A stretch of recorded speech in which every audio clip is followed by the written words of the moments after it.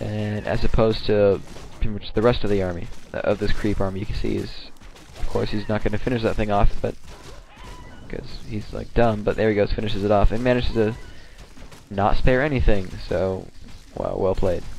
So of course now he's got this whole army that's down 50 hit points. But sends Wand of Illusion Scouts, sees his opponent still messing casters and not doing anything else. So he knows what his opponent's doing. He's going to have a bunch of mana, unfortunately for him, because of the mana fountain. But he's got that countered with his own purge. So he'll have, essentially, he's going to have hero spells, and his opponent won't. So here we go. Shockwave instantly go off, which is the important thing to do. Just instantly cast it when you have good line before you can move out of the way or anything. And that'll allow cooldown, and then you move it on again. So you can see he's moving his army into the mana fountain just to make sure he's going to have the ability to spam purge and lightning shield and whatnot the entire battle. You can see mass dispel on the illusions. But the cool thing for Phoenix is that he can just simply mass cast of Chainwave and purge and just level himself up with that. So you can see he's really kind of owning Eggman in the fact that he can make his heroes worthless. So he's got mass casters versus, you know, endurance or grunts with Chainwave, which does actually go in the favor of Orc. So there you go. That is important. So yeah. As for any specific sort of strategy, he realizes that he has enough mana to cast, you know, a Chain Lightning and a Shockwave, and he has enough mana to cast some Lightning Shield and everything. So he's going to do his best to, you know, push that advantage, try to get some kills. Unfortunately, he didn't get any, but yeah, that's what you want to try to do if you have the mana for it. And then you get to the point where you've got these creeps killing your catapults, and that's bad. But Demolishers are a good candidate to this strat. I mean, right? You've already got the anti-hero with the shamans. You've got a bit of a meat wall with grunts. And as long as there's no, you know, summons pushing them away and doing extra damage, they'll do decently against casters and the Beastmaster and whatnot. They are going to be slowed and whatever. But with Chainwave, it really helps push the edge there in your favor. Then you've got Demolishers just destroying the casters. After being Chainwaved, it'll only take like 1 or 2 shots to get rid of, you know, half the army at a time. So, you know, anytime you can, he's just chilling out at the fountain, getting up full mana on all his heroes. And really, though, normally people stress, you know, make sure you're doing something with your time, you know, make sure you're not just sitting around doing nothing. When it's something like a mana fountain, that is doing something. Fine, it doesn't take any APM, but you're doing something. You're getting full mana on all your heroes and casters. That's worth more than creeping, you know, 1 camp, because you can cast 3 shockwaves, 3 chain lightnings, you know.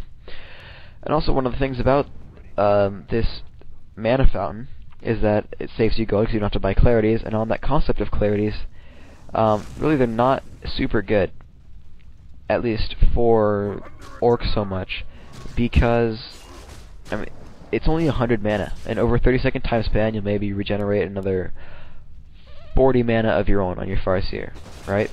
So you know, you pay your 70 gold and you've changed 40 mana into 140 mana. But that's not even half of what the Farseer has for his mana pool. I mean, it's barely half what the TC has for his mana pool. So, you know, you're not going to get full mana just buying a clarity on each hero, right?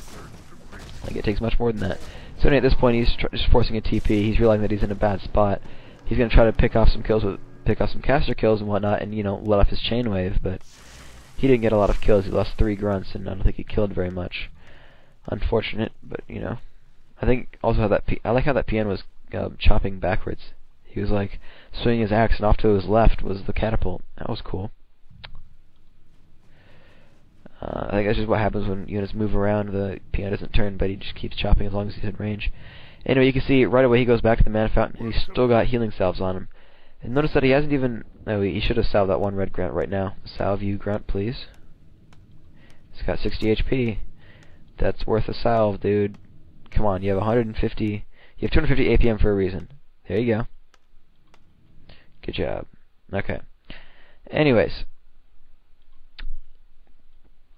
You can see that instead of building workers up the expansion, you simply send 4 over. Especially when you have this much wood, it's really not worth it to freaking build more workers. You can just take them off. So now he's picking up the healing scroll because he realizes he's going to be against, you know, casters and stuff, and they're not going to focus fire so much because they need to be on attack moves so they can auto-cast their spells. Anyway, you should healing scroll about this time, because, well, I guess you should wait a little bit more, but, I mean, when it comes to losing grunts, because you're not casting any healing scroll, it's time to start casting your healing scrolls. So you got Chain Wave going off, doing a lot of damage. Everything's in the red, as you can see, and Catapults are just demolishing a lot of this stuff. He's even got a Coda Beast just to increase the damage of his units. And you can see Chain Lightning just demolishes all these casters right here. This Beastmaster is gonna get pwned right here, kind of a little bit. Archmage getting killed. Yeah, I just said pwned. I'm a noob. Oh well.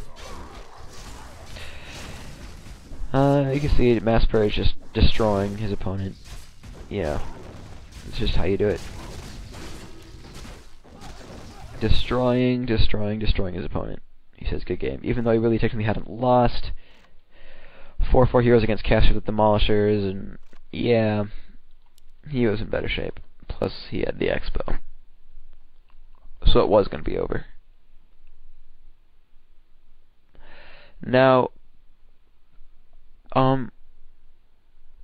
okay, brain networking. Okay, so fun information about real life, I guess. Yeah, it qualifies. One of my female friends has a little brother who's about 7 or 8. Now, me and my friends all watch a lot of Pure Ponage, pureponage.com. I'm sure most of you know about it. And he's like, Scudstorm, and like pwned and noob. And well, anyway, at some point in time, about 2-3 of my friends were over at my female friend's house, and her little brother was there because it's his house too. And they're, I guess, talking about Pure Ponage and whatnot. And they got him to say Scudstorm and pwned. This guy's 8, right? I mean, he's not a gamer or anything. He just says noob and crap. And it's awesome. Like, I finally met the guy for the first time this Friday. And by the way, I'm recording it Saturday at 10:12 at night. So it was yesterday, about 27 hours ago or something. Anyway, so like we're talking with the guy. And Michael, who's like one of my friends who got him to say Scudstorm, he's like, hey, Scudstorm, and look, it's like, Scudstorm, and like he like raises his right arm up and down. He's like, Scudstorm, and like that's pretty sweet. You got this little 8-year-old saying Scudstorm, and then he's like, all right, say pwned, and so he knows what pwned means essentially. Like he knows it's like bad to get pwned, so he'll like point at one of my friends, Sammy, and he's like, pwned, and it's great. Like he's like, okay, yeah, what'd I do to him last night? Pwned. I can't get my voice that high. Pwned. God, my voice doesn't do that. And it's pretty sweet. So, oh yeah, and also like uber pro and uber noob. That's pretty cool too. So like one of my friends would be like, all right, say, and he'll point to me. He'll be like, say uber noob. And I'm like, no, I'm uber pro. So he won't say it because he knows I have like micro stuff. So he won't call me an uber noob because he knows. I mean, he's already got the ways of being a go-to. Like he already knows that I'm not an uber noob. So there you go. So yeah. And ultimately, that is the counter to Archmage, Beastmaster, and Masscaster. You get freaking Mass Chainwave. You play on Nullwood because that's the least human-sided map there is. AKA, human hates that map, and it's everyone else sided versus human. There you go. And anyways, as I was saying, crap, what is my brain doing? I can't think. Go me. Yeah, Nullwood, good. Mana Fountain, good. If it wasn't for a Mana Fountain, he probably would be in a lot worse shape, but he'd use Grunt Raid and probably harass a lot, and he'd use Speed Scroll and just continually save his units, right? He'd make sure he always has a Speed Scroll on his army, and he'd Speed Scroll, save a red unit, and then probably over the duration of the Speed Scroll, he'd probably be able to save another unit as it goes into the red. You just toss it back into the fountain, and you continue on. And one of the good things about going raid is when there's a healing fountain, that normally it's really hard to, kill that red Drake with just your Farseer, as in you can't do it with just your Farseer. But if you can ensnare that guy, and yeah, it only lasts about 2-3 seconds, but still you ensnare him, and then you focus with grunts, you focus with grunts, and eventually he'll die. So that's how you do that. So you can still creep the middle, and hope for good items and whatnot. Sobi couldn't hurt. Although something about Sobi masks, get it on your intel heroes as opposed to your strength heroes, because it's percentage-wise, and you regen 5/100th of a mana per second per intel, and you also regen, I believe, either 1/100th or 5/100th of a mana just a second, just innately. So your mana regeneration isn't huge, but it's pitiful on strength heroes. So getting on your intel heroes at least makes it somewhat of a useful item. It simply just has more effect on an intel hero, so just do it. It's not like you're not gonna cast your intel hero spells, right? So that's important. So I'm trying to think if there's anything else I want to go over. No, probably not. But that's how you beat Arc Beast. Good times, good times. And yeah, so this will be the end of this game. And I'll catch you guys later, so bye and stuff. Yeah. And D-Boss is a noob. Okay, cool, bye.